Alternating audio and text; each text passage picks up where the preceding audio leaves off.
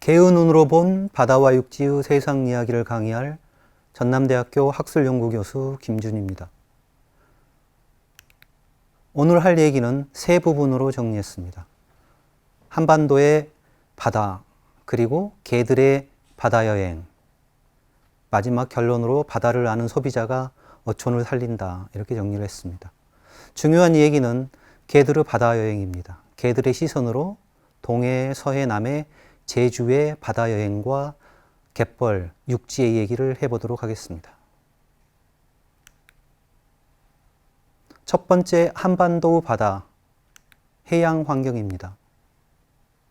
우리 해역은 동해, 서해, 남해, 제주 이렇게 나누어져 있지만은 국제해양법에는 크게 두 곳이 소개되어 있습니다. 첫 번째 황해, 그리고 동해, 이렇게 두 곳이 소개되어 있고 남해나 제주는 따로 소개되어 있지는 않습니다. 먼저 황해입니다. 황해는 수심이 44m 정도입니다. 깊지는 않죠. 그리고 갯벌이 아주 발달되어 있고 조차가 심한 곳입니다. 심한 인천 같은 경우에는 9km, 10km 정도 바닷물이 빠지면 드러나는 갯벌이 드러나게 됩니다. 그곳이 갯벌이고 그곳에 많은 갯벌 생물들이 서식을 하게 되죠. 밑으로 내려와서 전라남도 정도 오면은 3km나 4km, 5km 이런 정도의 그런 조차를 중조차라고 얘기를 합니다. 남해로 내려오고 동해로 내려오면은 동해까지 가게 되면 거의 조차가 나타나지 않습니다. 그래서 서해는 수평으로 넓은 갯벌이 드러나는 반면에 동해는 수직으로 약간의 수심의 변화가 있을 뿐입니다. 황해의 이런 특징들이 갯벌을 만들어내게 되죠. 연안에 다도해가 있고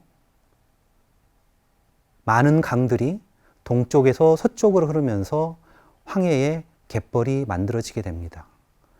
무엇보다 중요한 것은 황해가 리아스식, 굴곡도라고 얘기를 하죠. 굴곡도가 아주 크기 때문에 그 큰 굴곡도와 조차, 그리고 하천과 강이 동쪽에서 서쪽으로 흐르면서 갯벌이 형성되게 됩니다. 오른쪽 사진이 그걸 잘 나타내고 있죠.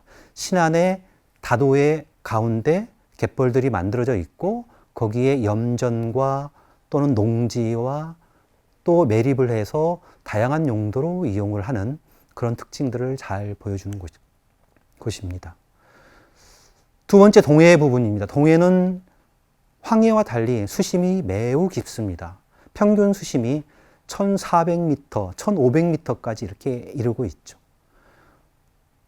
황해가 갯벌이 특징이라고 하면은 동해는 해저 지형이 특징입니다.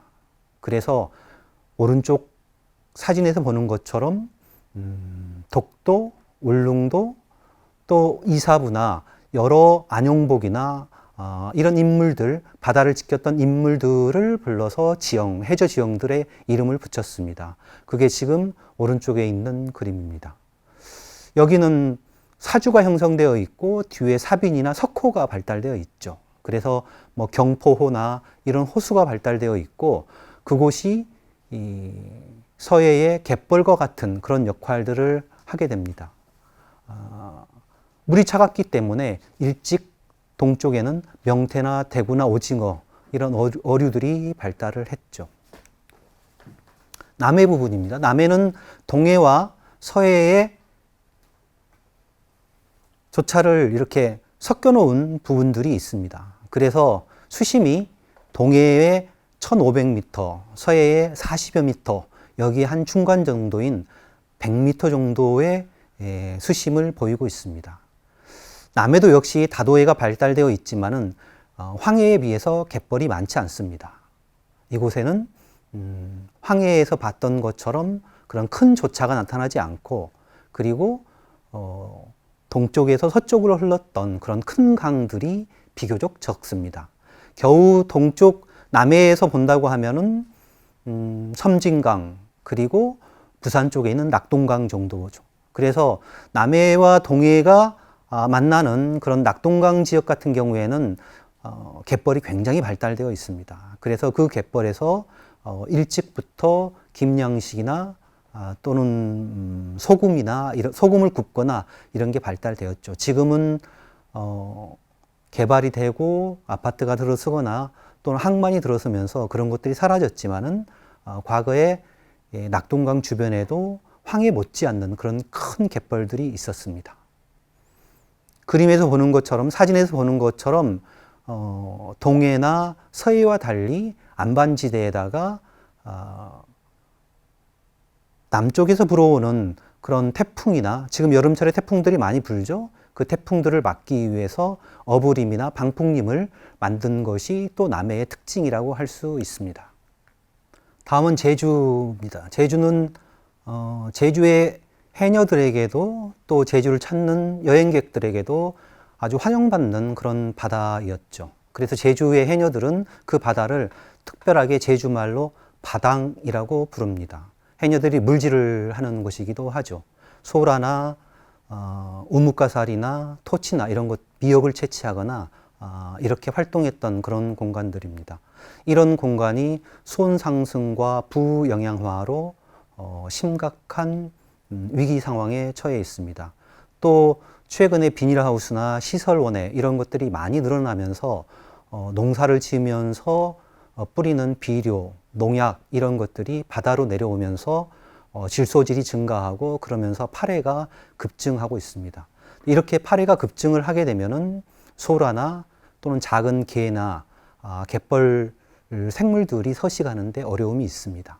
그게 곧바로 해녀들의 생계를 위협하기도 하고 또 바다를 찾는 여행객들에게 좋은 환경을 제공할 수 없는, 해수욕장에 파래가 쌓이고 썩어서 냄새가 나는 이런 상황들로 진행이 되고 있습니다.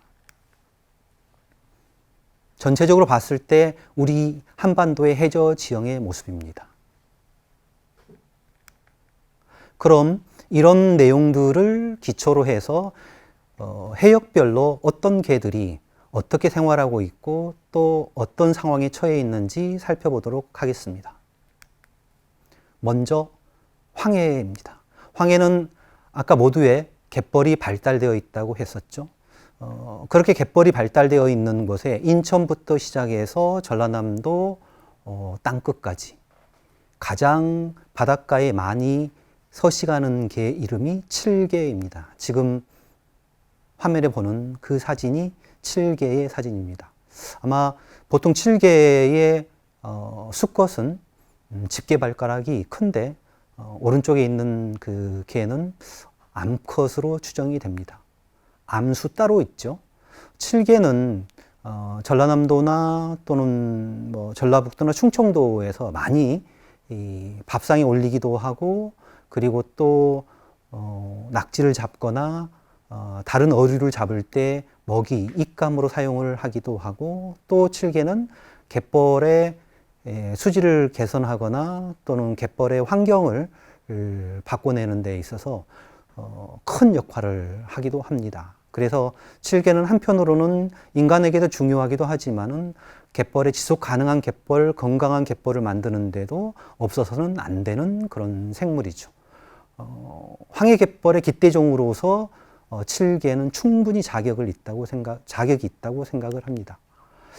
이 칠개를 좋아하는 새가 있죠. 그 새가 도요새입니다. 오른쪽 위쪽에 보면은 부리로 칠개를 물고 있는 걸 볼 수 있습니다. 칠개가 사는 구멍을 찾아서 도요새가 칠개를 잡은 모습입니다.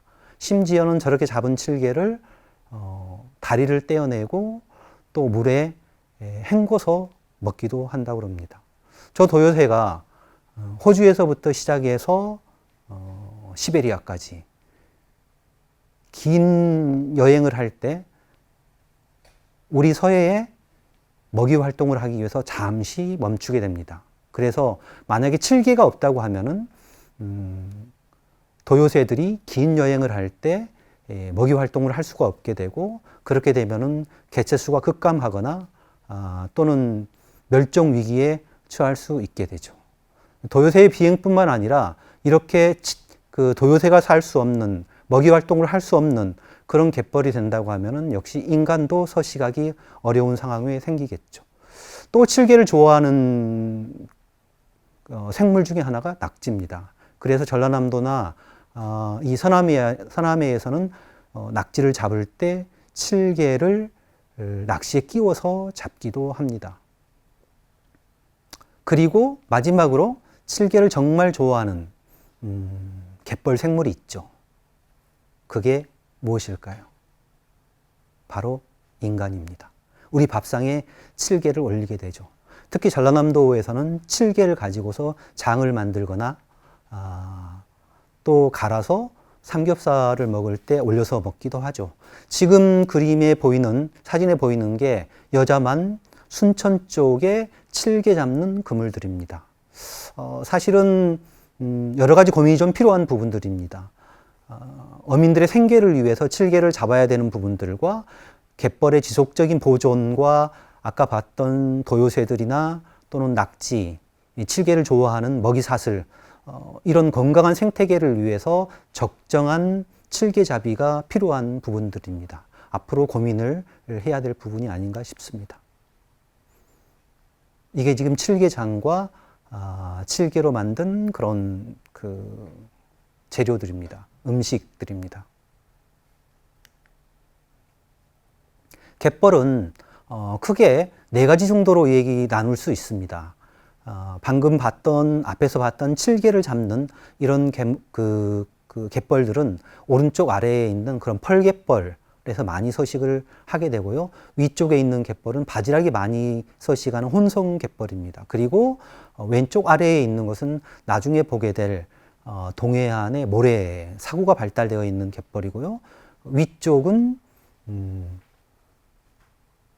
제주도에 바위가 발달되어 있는 갯벌들입니다. 칠개가 서식하는 그런 또는 바닷물이 빠졌을 때 드러나는 그 공간을 조간대라고 이렇게 얘기를 합니다. 그 조간대가 지금 빨갛게 표시를 해 놓은 곳이고, 저곳이 갯벌 생물들이 열악한 환경에서 살기 위해서 다양한 형태로 서식처를 만들거나 구멍을 뚫고 들어가서 살거나 이러는 곳이고, 또 인간들은, 어민들은 그 갯벌 생물들이 살고 있는 그곳을 찾아서 또 식량 자원을 얻는 것이기도 하고, 또 갯벌 생물들은 그렇게 먹이 활동을 하거나 또 구멍 속에 들어가서 살면서 산소를 공급하고 그러면서 수질을 정화하기도 하고 갯벌을 썩지 않고 지속 가능하게 만드는 그런 역할도 하게 됩니다. 갯벌의 변화사항들인데요. 그동안에 우리는 갯벌을 농지를 만들거나 염전을 만들거나 공장을 짓거나 매립을 해서 아파트를 짓거나 이렇게 이용을 해왔습니다. 특히 새만금이나 시와호처럼 갯벌을 쓸모없는 땅이라고 인식하던 시절들도 있었죠.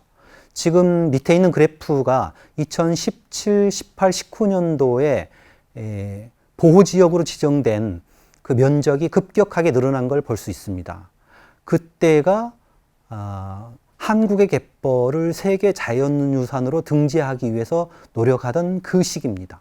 그래서 그 시기에 보호지역을 넓히면서 신안이나 순천이나 벌교갯벌, 그리고 서천갯벌이나 곰소만, 이런 곳들을 세계 자연유산에 등재를 하게 됩니다. 그러면서 보호지역을 넓히게 되는데 그 4, 5년 사이에 많은 지역이 보호지역으로 지정을 받게 됩니다.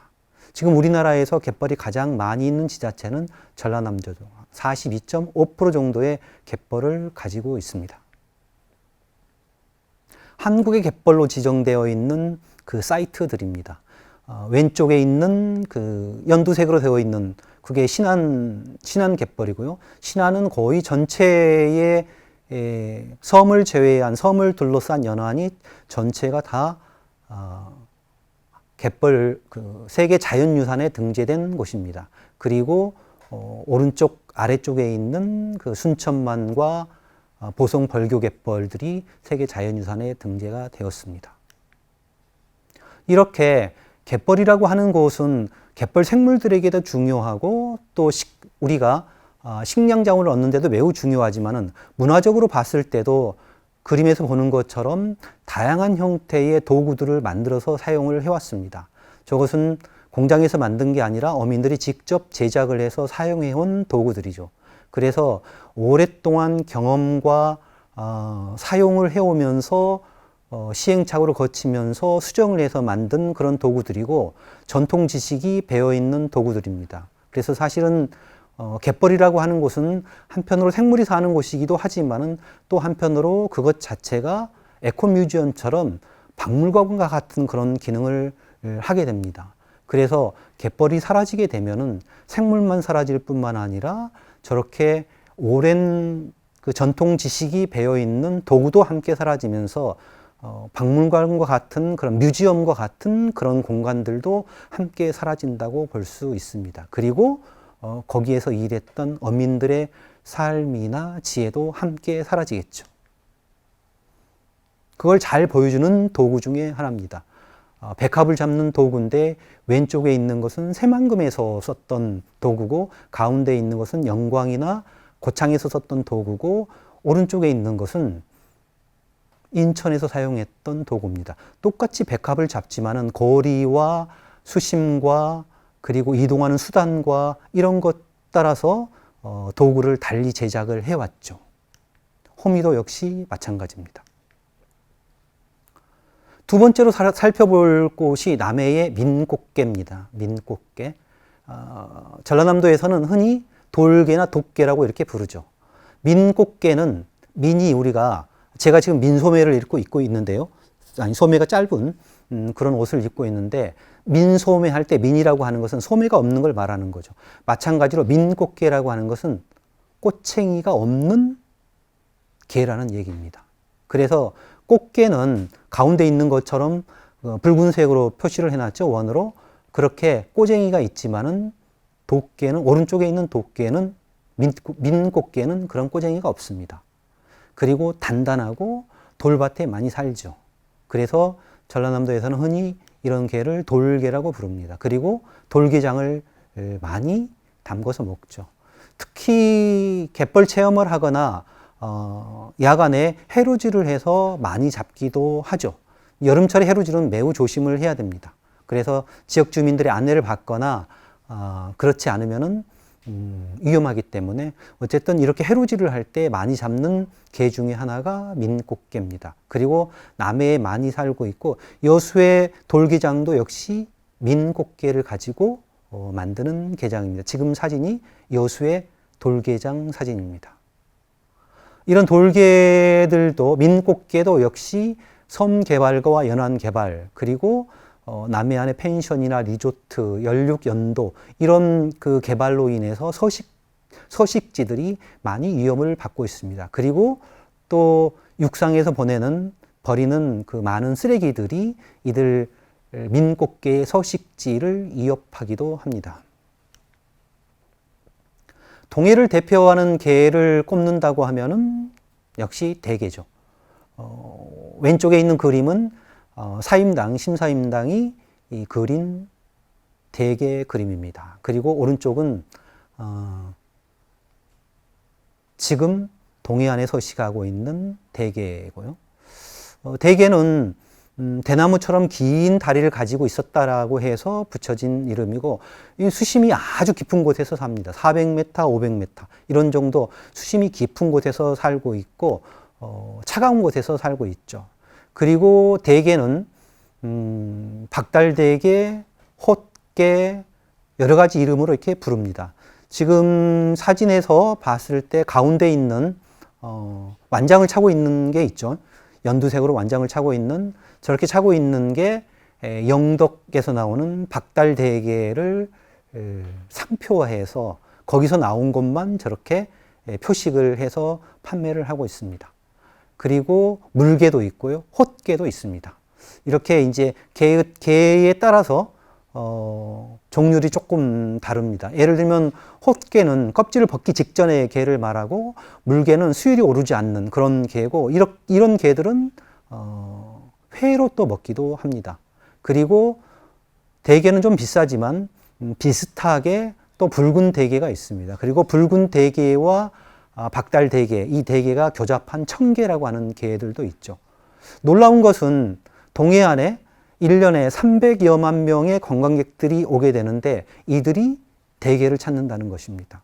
다른 얘기로 하면은 이런 게라고 하는 그런 종이 이 동해안에 지속되는 한 1년에 300만 명이 동해안을, 특히 영덕이나 울진이나 포항이나 구룡포나 이런 곳을 찾게 된다는 얘기죠. 그래서 생물의 보존이라고 하는 것이 지역 관광이 얼마나 중요한가라고 하는 것도 동해의 대게를 통해서 우리가 살펴볼 수 있습니다. 구룡포의 대게 입환장에서 입환을 하고 있는 그런 모습입니다. 이렇게 이제 대게가 유명하다 보니까 원조 논쟁이 좀 벌어지기도 하는데 어쨌든 대게가 가장 많이 잡히는 곳은 왕돌초 해역입니다. 이 왕돌초 해역이고 이 왕돌초 해역은 울진에서 영덕에서 구룡포에서 다 각각 가까운 곳입니다. 마치 이 황해의 조기가 영광으로 들어와서 굴비가 되는 것처럼 어디서 잡히느냐가 아니라 그게 어디로 들어와서 가공이 되느냐에 따라서 이름이 붙게 되죠. 사실은 원조 논쟁에는 별 의미가 없죠. 대부분 대게들은 왕돌초를 주변에서 그 해역에서 잡히고 있습니다. 대게를 가지고서도 다양한 음식들을 이렇게 해 먹을 수 있습니다. 우리는 대게찜만 얘기를 하는데 대게장도 만들고 대게를 말려가지고 요리를 하기도 합니다.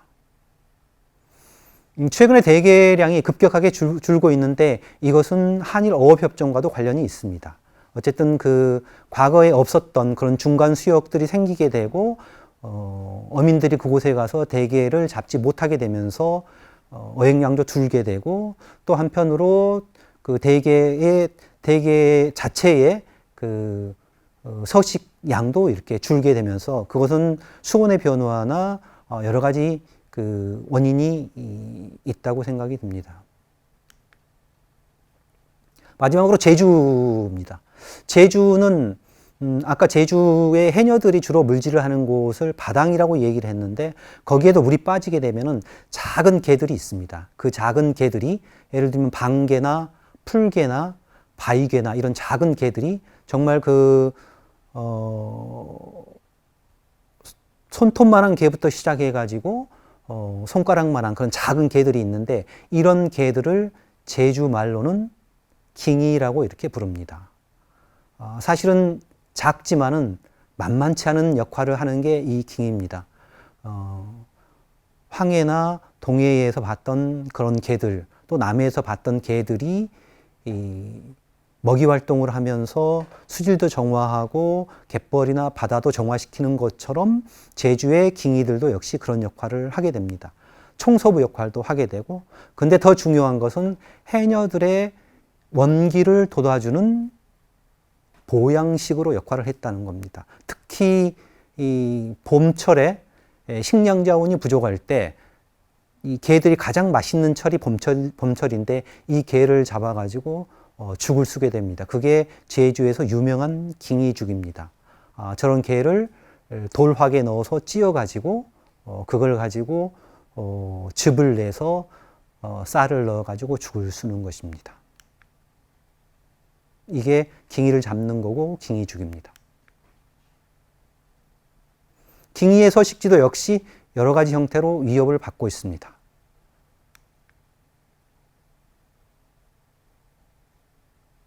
수온 상승이나 그 다음에 농사를 지면서 내려오는 비료나 농약의 문제나 또 갯녹음 현상으로 인해서 생겨나는 해저류의 감소, 이런 것들도 킹이의 서식지를 위협하는 그런 요인들입니다. 해양 쓰레기는 더 말할 것도 없겠죠. 결론 부분입니다. 우리가 바다를 아는 소비자가 어촌을 살린다라고 이렇게 얘기를 할 수 있는데요. 어쨌든 이런 바다에 대한 특성들이나 생태계를 우리가 이해했을 때 텅 빈 바다가 아닌 건강한 바다로 이어질 수 있을 것 같습니다. 그래서 그런 바다를 지키는데 무엇보다도 중요한 게 소비자의 역할이라고 생각합니다. 우리가 밥상 위에 어떻게 해산물을 올릴 것인가, 어떤 생선을 올릴 것인가, 그리고 우리가 바다를 여행하거나 갯벌을 체험할 때 바다를 어떻게 바라볼 것인가, 어촌을 어떻게 바라볼 것인가, 이런 시선들이 바다를 살리고 갯벌을 살리고 어촌이나 어촌 문화를 살릴 수 있다고 생각됩니다. 그게 공존이라고 생각합니다. 바다나 갯벌은 공존의 질서가 유지될 때 건강하게 회복될 수 있습니다. 그래서 갯벌 생물이나 어민들이나 물새, 그리고 도시에 있는 소비자들이 밥상에 올리는 식탁까지 공존을 할 수 있습니다. 이런 운동을 하고 있는 슬로피쉬를 살펴보면 공존의 질서, 어민들, 어촌의 문화, 그리고 소규모 어업, 전통 지식, 어촌 공동체, 이런 것을 강조하고 있습니다. 마치 우리의 갯살림 운동과 유사한 특징들을 가지고 있습니다. 그런 슬로피쉬가 매년 이태리와 세계 곳곳에서 축제를 펼치고 있습니다. 이런 데도 관심을 가지면 좋을 것 같습니다.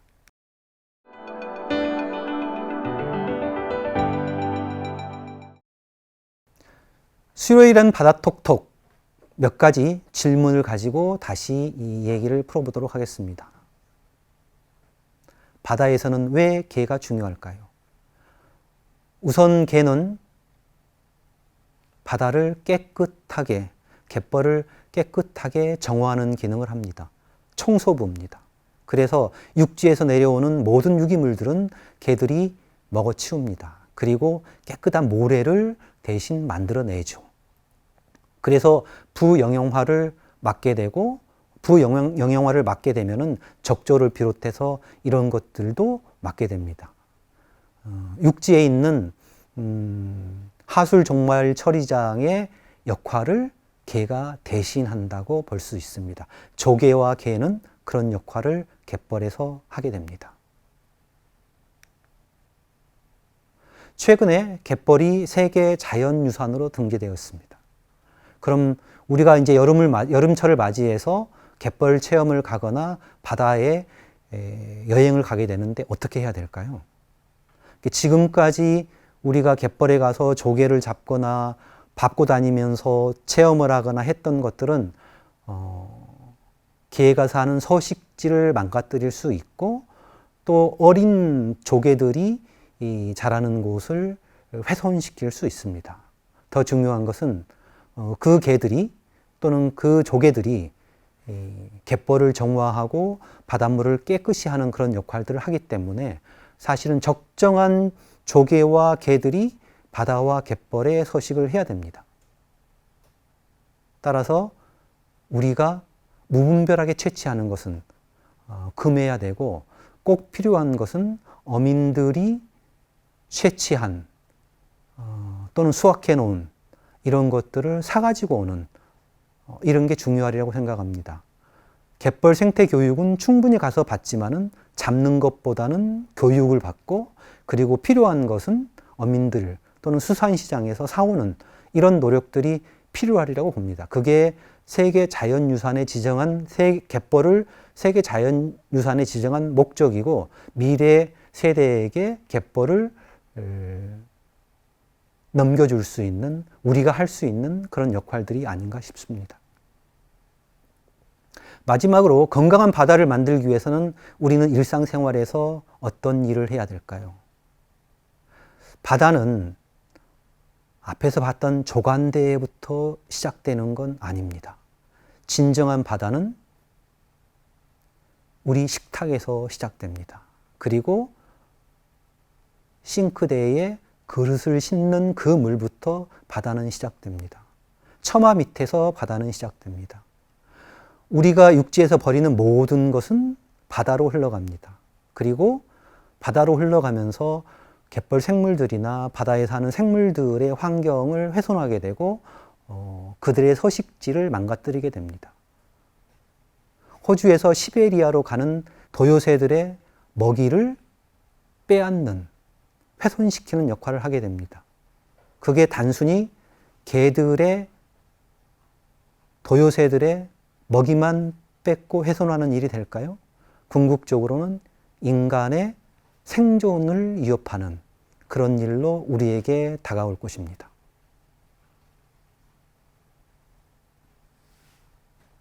오늘 얘기는 여기서 마치도록 하겠습니다. 건강한 바다와 미래 세대에게 좋은 갯벌을 물려줄 수 있도록 우리 모두 다 함께 노력하는 그런 일이 필요할 것 같습니다. 고맙습니다.